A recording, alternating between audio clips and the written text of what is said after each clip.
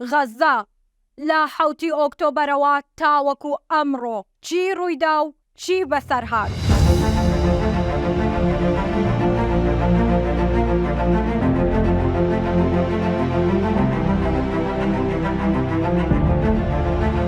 بەرەبەیانی 7 ئۆکتۆبەری 2023 کە هێشتا زەردەی خۆرەتاو دەرنەکەوت بوو، حەماس لە هەر سێ ڕێگای وشکانی و ئاوی و ئاسمانیەوە چوونە ناو خاکی ئیسرائیل. حەماس لە ئاسمانەوە لە ڕێگای پاراگلایدەر و لە وشکانی لە ڕێگای پیکاب و شۆڤڵەوە و لە دەریاشەوە لە ڕێگای بەلەمی بچووک و بەگروپ چوونە ناو خاکی ئیسرائیلەوە کە لە ساڵی 1973ەوە هیچ سەربازێکی وڵاتانی عەرەب نەچوو بووە ناو خاکی ئیسرائیلەوە. لە سەرەتای هێرشەکانی حەماس بۆ سەر ئیسرائیل هێرش کرایە سەر فیستیڤاڵی مۆسیقای ئاشتی لای یەکێک لە کۆمەڵگانشینەکانی ئیسرائیل کە بە کیبوتس ناسرا بوون.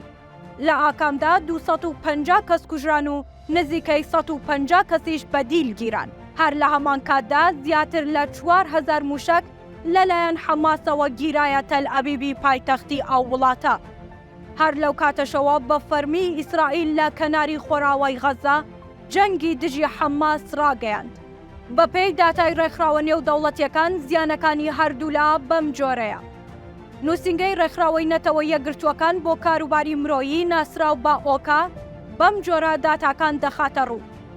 دوای زیاتر لە 50 ڕۆژ بەردەوامی شەڕی حەماس و ئیسرائیل 14128 کەس لە غەزە گیانیان لەدەستاوە. لەو ژمارەیە 5840 منداڵن، 4000 ژنن. ژماری ئەو کەسانەی لە هێرشەکانی ئیسرائیل بۆ سەرکەرتی غەزە بریندار بوون 33000 کەسی تێپەڕاندووە. ئەوانەشی تا ئێستا بێسەر و شوێن و لەژێر دار و پەردووی دار و خاوی غەزەدان ژمارەیان 6800 کەسی تێپەڕاندووە.